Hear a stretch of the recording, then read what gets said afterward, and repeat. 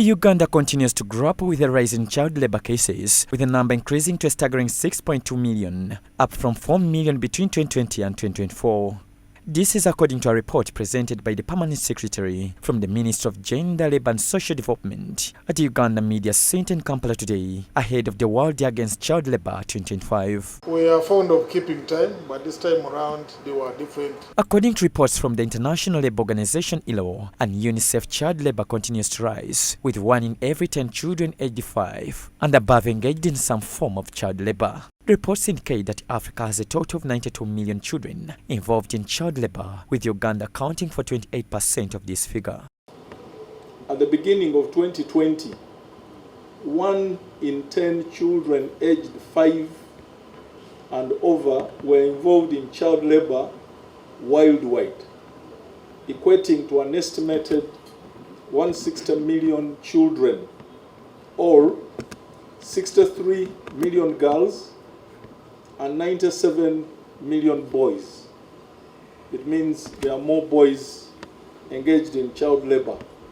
In Africa, the situation is not any better. ILO estimates that 92 million children aged 5 to 17 years are involved in child labor. The Commissioner from the Ministry of Gender, Labour and Social Development highlighted several areas with high rates of child labour, citing various sectors where the practice is particularly widespread. The highest instances of child labour are in agriculture generally, and in particular coffee. Like I've just mentioned, there are coffee growing areas here in this country. The island areas have Arabica, like Greater Mbale districts, Kasese, Zombo, and then generally central Uganda we have the Robusta, including of course Masaka and Kalungu where we were yesterday. So there are quite a number of incidents of child labor in that sector, followed by tea. This tea, there's of course a smaller fraction in central Uganda, especially Busoga sub-region, but by and large in Rwenzori sub-region and a bit of Bushenyi. The Permanent Secretary of the Ministry of Gender, Labour and Social Development outlined some of the strategies the government is implementing to eradicate child labour. And implementing the National Action Plan on eliminating child labour, labour inspection and enforcement of standards, awareness raising on labour laws, particularly those that outlaw employment of children, development of the national framework for withdrawing children from child labour, rehabilitation of these children, and reintegration into the school system.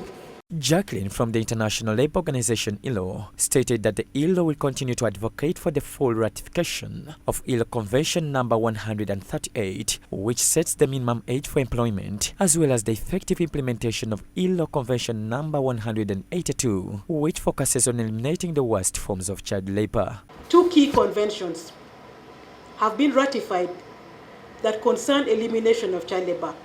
Our concern now is the implementation. Just to mention them, we have a minimum age convention, number 138, that recommends the minimum age of entry into employment for children. Uganda ratified this convention in 2003. The other is the one that is about worst forms of child labor, ratified by Uganda in 2001. Uganda is up to speed and is also a pathfinder country when it comes to efforts leading in the direction of achievement of the SDG goal 8.7 that the Permanent Secretary mentioned. The World Day Against Child Labour will be commemorated on June 12, 2025 in Kampala under the theme Progress is Clear, but there is more to do. Let's spread up efforts.